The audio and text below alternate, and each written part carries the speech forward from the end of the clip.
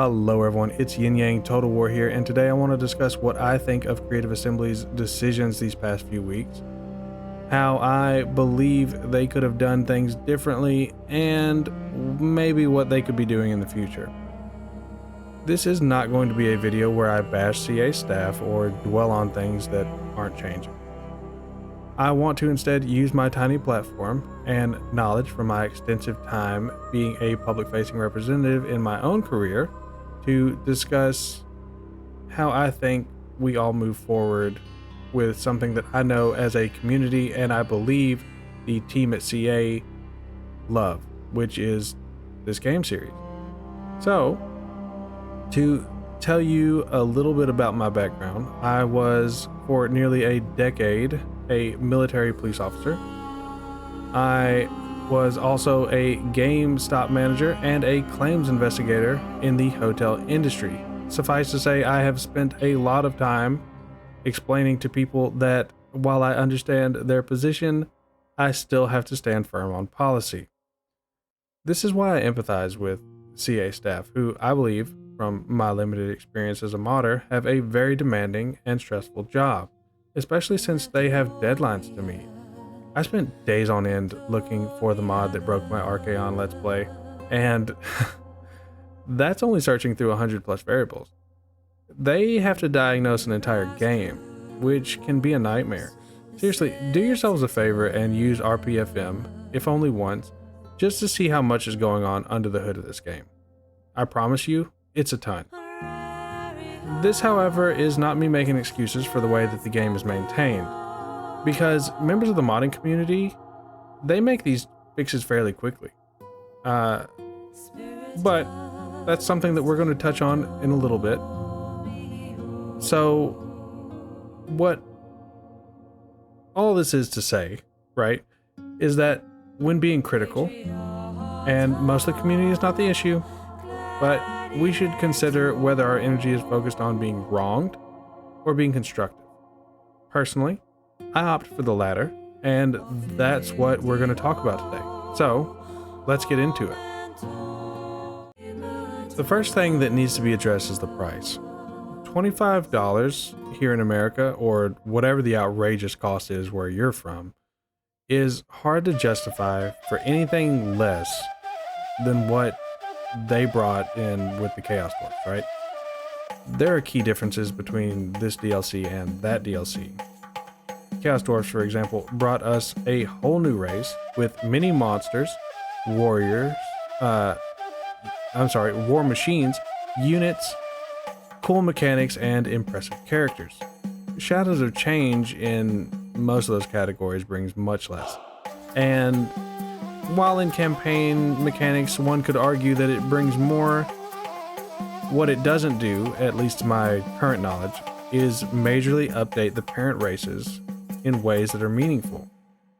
For example, Trickster cults outshine every other Chaos cult in depth and usability.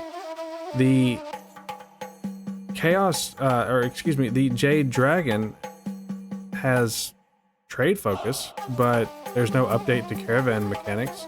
Well, I mean, except for the one where they nerf everyone else for raiding the caravans, which isn't a fix that I believe anybody really asked for.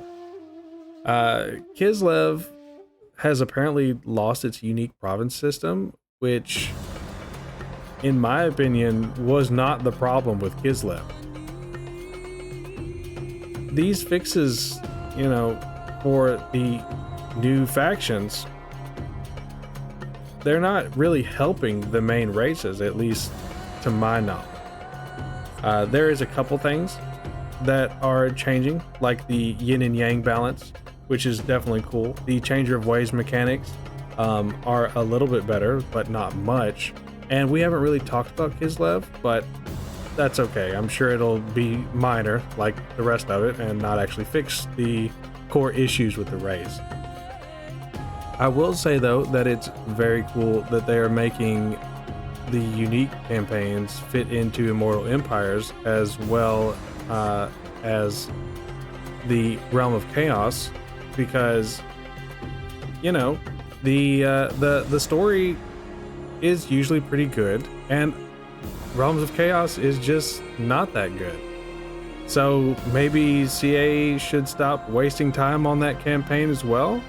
You know, because if time takes money, that's going to affect the bottom line. But enough about the campaigns. Let's talk about the real money sucker, the models.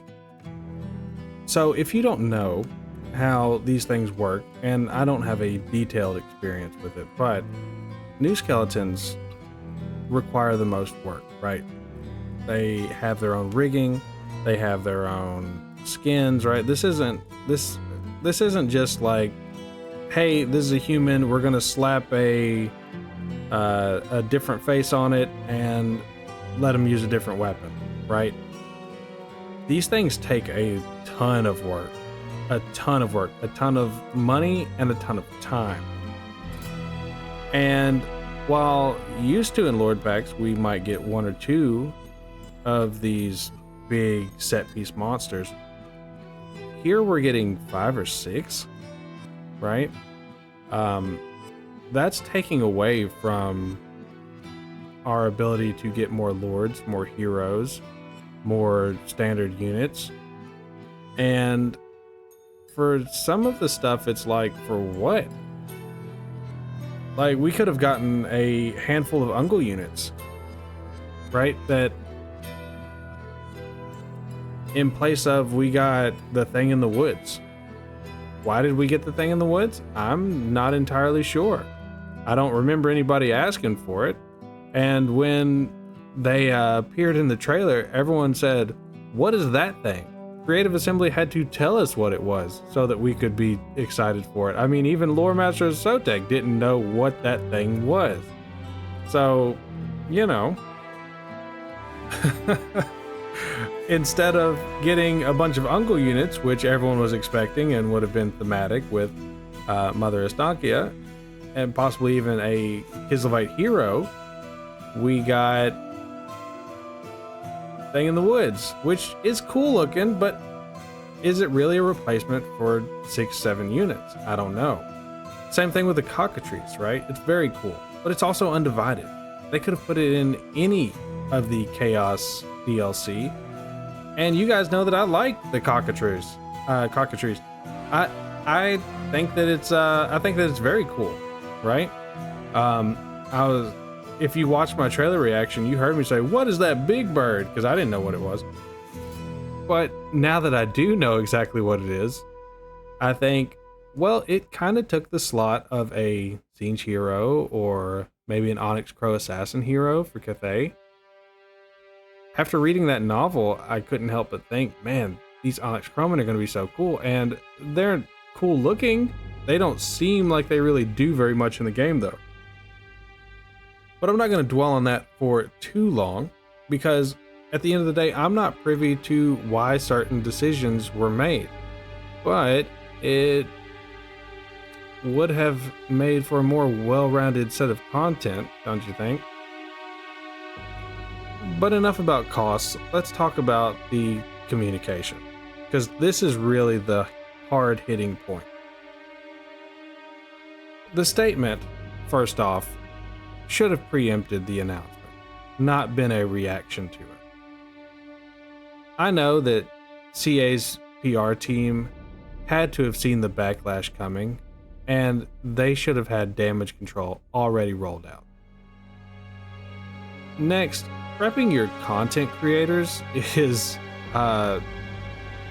it would seem like it's something that's pretty crucial for a game like this, and yet they all seemed very surprised and pretty hostile. Even the content creators that are in-house for CA, because that's part of their marketing team now, didn't seem like they were very pumped up on this DLC. It kind of sounded sad. And Creative Assembly, these are your salesmen, right? I'm not just talking about the in-house, I'm talking about period.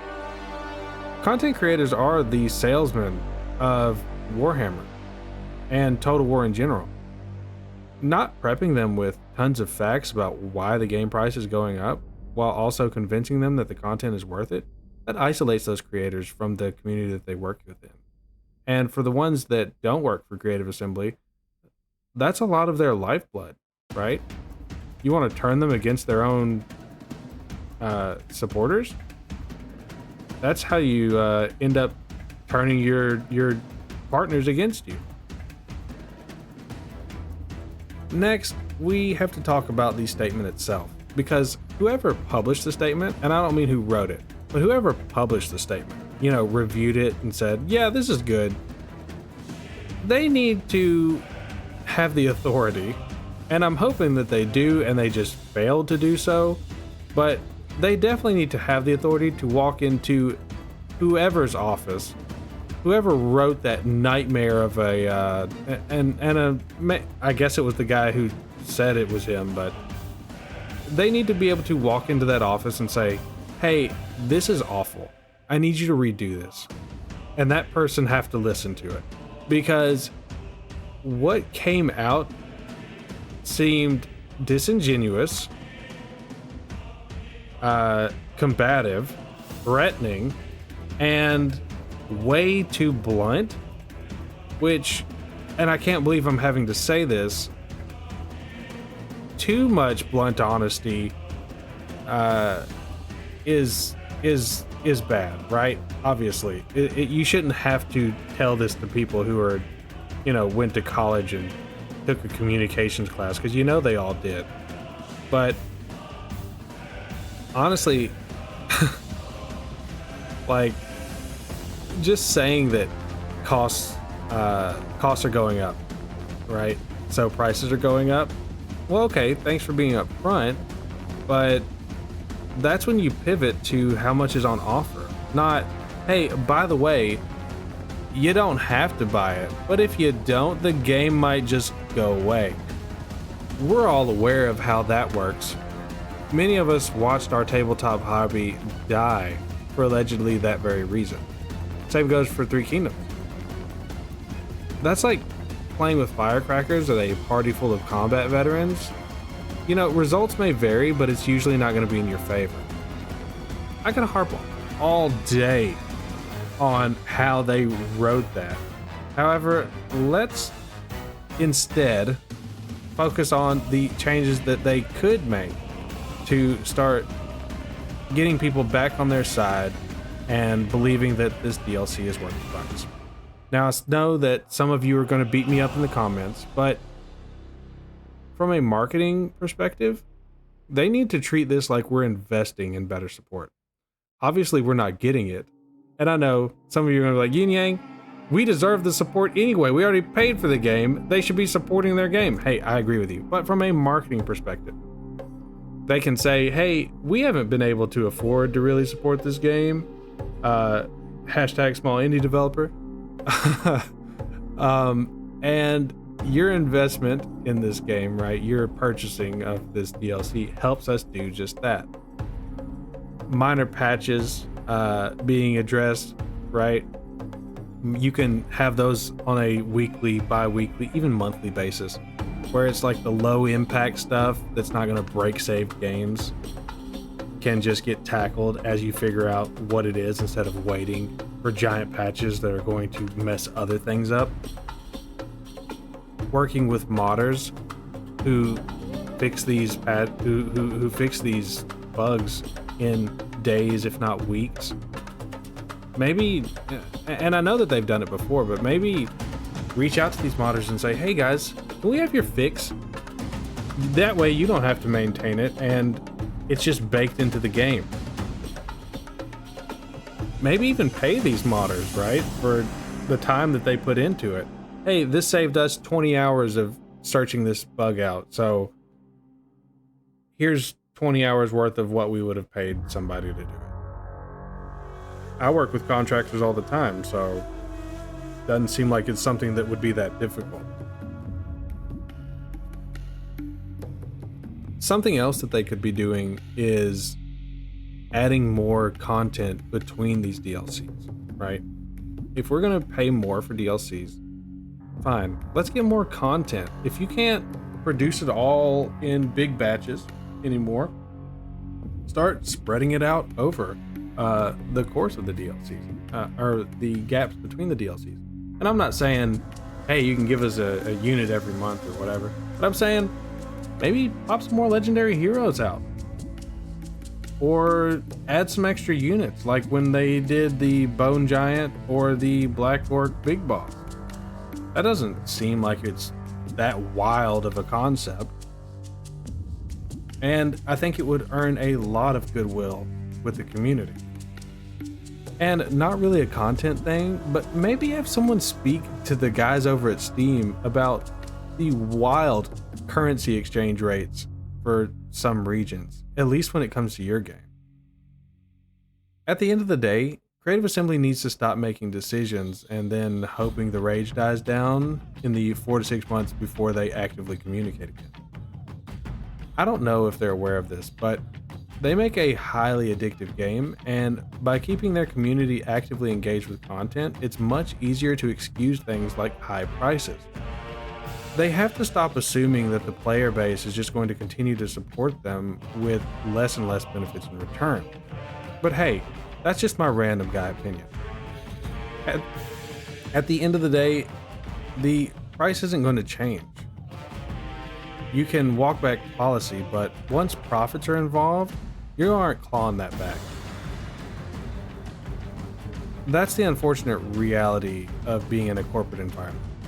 And with all these different hands in the cookie jar that we call Warhammer 3, such as Games Workshop, Sega, and other Creative Assembly projects, even though they pretend that that's not happening, it's hard to imagine that this outcome could have been avoided. But it doesn't mean that we can't expect more for our money at the same time, right?